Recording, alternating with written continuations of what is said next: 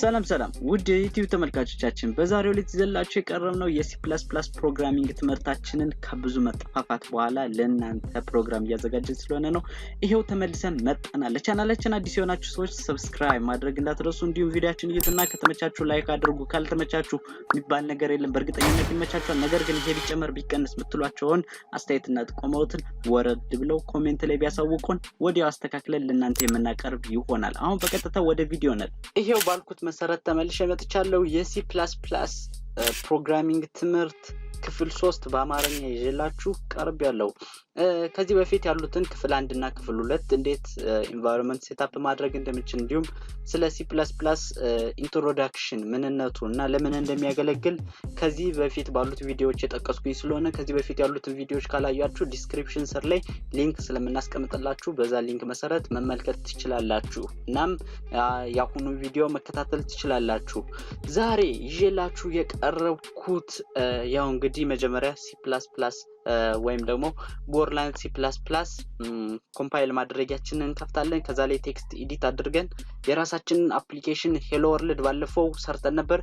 ዛሬ ደግሞ ከዛ በላይ የምንጨምር ይሆናል ማለት ነው። ስለዚህ ለማስተዋወስ ያክል ኮዱ እንደገና ጽፈዋለሁ። ስለዚህ እናንተ ፕራክቲስ ማድረግ እንዳዘነጉ። ልክ እንደምትመለከቱት እዚህ ጋር ቴክስት ኤዲት ማድረጊያ ቦታችን ላይ የምንፈልገውን ኮድ እንጽፋለን ማለት ነው። ስለዚህ C++ ላይ ምን ጊዜም የማይቀሩ ኮዶች አሉ፣ እነዚህን እንጽፋለን።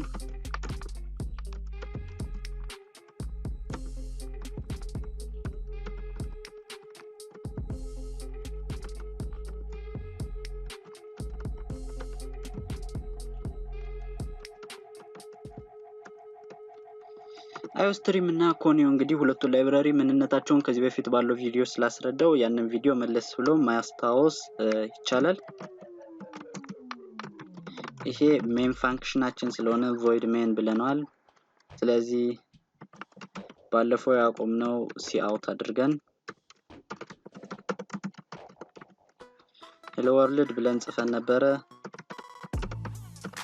የጌሴች ስክሪናችን ፖፕ አፕ አድርጎ እንዳይጠፋ ወይም ፓውዝ እንዲሆን አውትፑታችንን ካየን በኋላ ተደርጎ የተሰራ ነው። ስለዚህ አሁን የማሳያችሁ የኛውን እንዴት ኒው ላይን ላይ ማድረግ እንችላለን የሚለውን ደግሞ የማሳያችሁ ይሆናል። ስለዚህ ኒው ላይን ላይ ኮድ የራሳችን መጻፍ ከፈለግን እንዴት ነው የምናደርገው? ለምሳሌ ሁለቱን በተለያየ መስመር ላይ ለማጻፍ ከፈለግን እዚህ ጋር ኒው ላይን ብለን ብንጽፍ በአዲስ መስመር ያስጀምረናል ማለት ነው። ስለዚህ ይሄንን ራም ብናደርገው መጀመሪያ ኮምፓይል ማድረግ እንችላለን። ስለዚህ ኮምፓይል እናደርገዋለን። 4 ላይን አለው። ስለዚህ ዋርኒንግ እና ኤረር የለንም። ስለዚህ ራም ማድረግ እንችላለን። ራን እናደርገዋለን። ስለዚህ ልክ እንደምትመለከቱት ሄሎ ወርልድ ሁለቱ በተለያየ መስመር ተጽፏል። ይሄ ኒው ላይን ለመጻፍ የምንጠቀመው ነው። ሌላኛው በኒው ላይን ለመጻፍ ከፈለግን የምንጠቀመው እንደገና ኢንድል የሚባል እንትን አለ። ይሄኛው ኮድ ምንድነው የሚያደርግልን? በአዲስ መስመር ከዚህ በኋላ የምንጽፋቸውን ኮዶች በአዲስ መስመር እንድንጽፍ ነው ማለት ነው የሚያደርገው።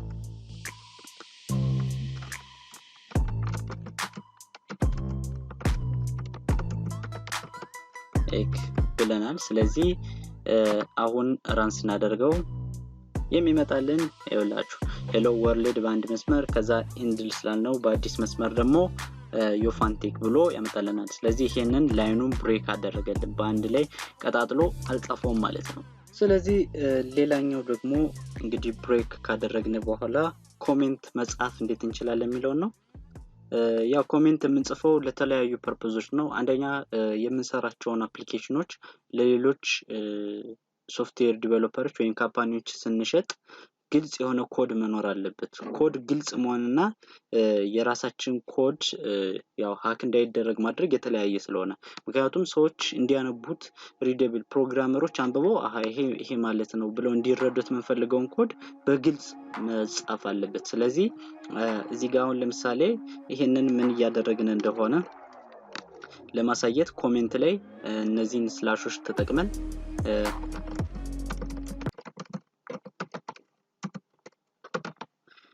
this is the output። ይሄኛው ማለት አፕሊኬሽናችን ዲቨሎፐሩ ወይም ደግሞ ሶፍትዌር ኢንጂነሩ ነው ማየት የሚችለው። ነገር ግን ይሄ ነገር ዲስፕሌይ ሆኖ አይታይም ማለት ነው። ስለዚህ ራን ብናደርገው ለምሳሌ እዚህ ጋር ልክ እንደምትመለከቱት ምንም አይነት this is the output ሚል ጽሁፍ አናይም። ይሄ ግን ከባክግራውንድ ኮድ ላይ የሚቀመጥ ነው። ምክንያቱም ይሄንን ሲያይ ይሄ አውትፑት ነው ብሎ ዲቨሎፐሩ እንዲረዳው የሚያደርግ ነው ማለት ነው። ሌላኛው የኮሜንት አጻጻፍ መንገድ ደግሞ ኮዳችን ላይ ስንጽፍ በዛ ያለ ኮሜንት ለመጠቀም ስንፈልግ ለምሳሌ እዚህ ጋር ስላሽ እናደርጋለን። ከዛ ስትሪክስ ተጠቅመን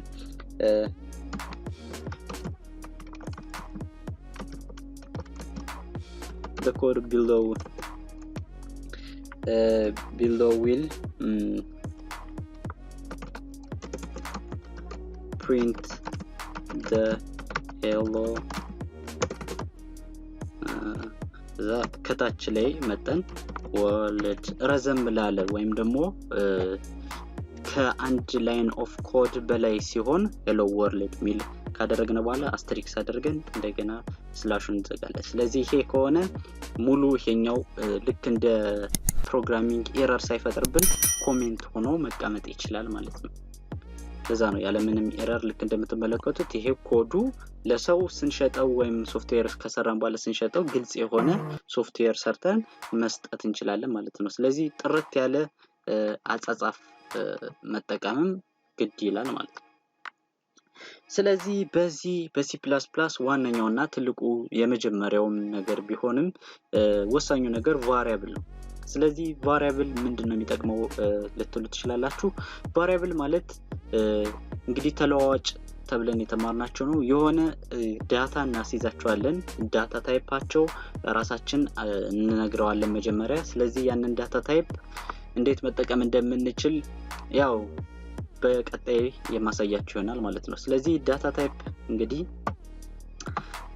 ሚለውን ለማሳየት ያክል ዳታ ታይፕ ማለት የተለያዩ አይነት ዳታ ታይፖች አሉ። ለምሳሌ ኢንቲጀር፣ ፍሎት፣ ደብል፣ ቡሊያን የሚባሉ አሉ።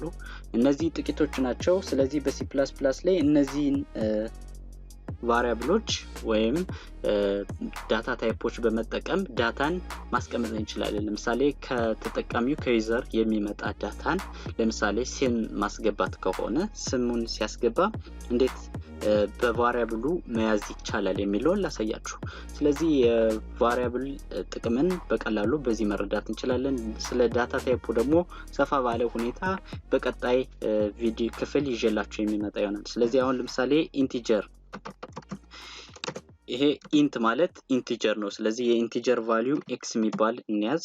ስለዚህ አሁን ቫሪያብል ዲክሌር አደረግነ ወይም ደግሞ አንድ ቫሪያብል ሴት አድርገናል ፕሮግራማችን ላይ። ስለዚህ እቺ ቫሪያብል የተለያዩ የኢንቲጀር ቁጥሮችን ቀያይረን መጠቀም እንችላለን። ስለዚህ አሁን ይሄንን ቦታ ለማስያዝ እንዴት ተቀያያሪ ሊሆን ይችላል ካላችሁ ለምሳሌ ኤክስ የሚለው ቫልዩ ላይ ሲኢን፣ ይሄ ማለት ሲአውት ለዩዘሮች ዲስፕሌይ የምናደርግ ነው።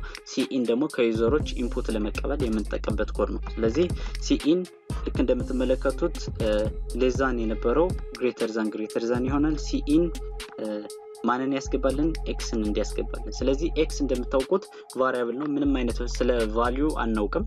ስለዚህ አሁን ግን ሲኢን ከዩዘራችን ኢንቲጀር መቀበል አለብን። ኢንቲጀር ስንቀበል ምን አይነት እንትን እንደሚኖረን አሳያችኋለሁ። ስለዚህ አሁን ሲአውት እናደርግና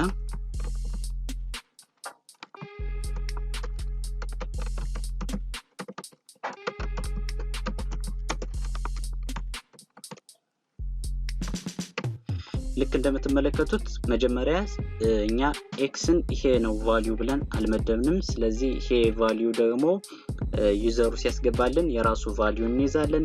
ከዛ ደግሞ ይሄንን ቁጥር ነው ያስገባህ ብለን your input is x ብለን እናሳልፋለን ማለት ነው። ስለዚህ ይሄንን እኛ ስለማናውቀው ነው፣ ዩዘሩ ምን ሊያስገባ እንደሚችል ስለማናውቅ ነው።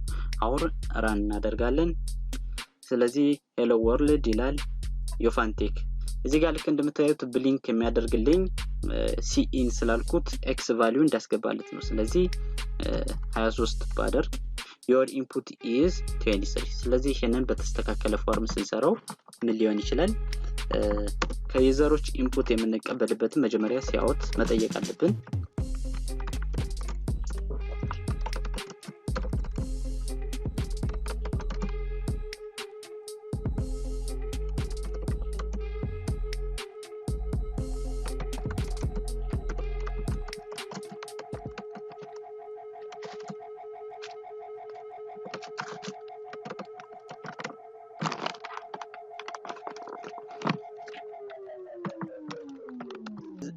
ስለዚህ እዚህ ጋር ጊቭ ነምበር አለ ካልን በኋላ ኮዳችንን ኢንፑት የሚያደርግልን ሰው በኒው ላይን ላይ እንዲሆን እንድል ሚለውን እንጠቀማለን።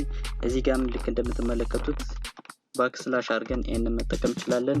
ስለዚህ ኢንፑታችን በታች this is the c++ variable ነው please give one number የሚለውን ጥያቄ ለዩዘራችን ስናስገባለት ዩዘራችን ያስገባልናል ቫልዩ ያንን ቫልዩ መልሰን ይሄን ቁጥር ነው ያስገባህ ብለን ዲስፕሌይ እናደርግለታለን። ስለዚህ ይሄ የቫሪያብል ጥቅም ማለት ነው።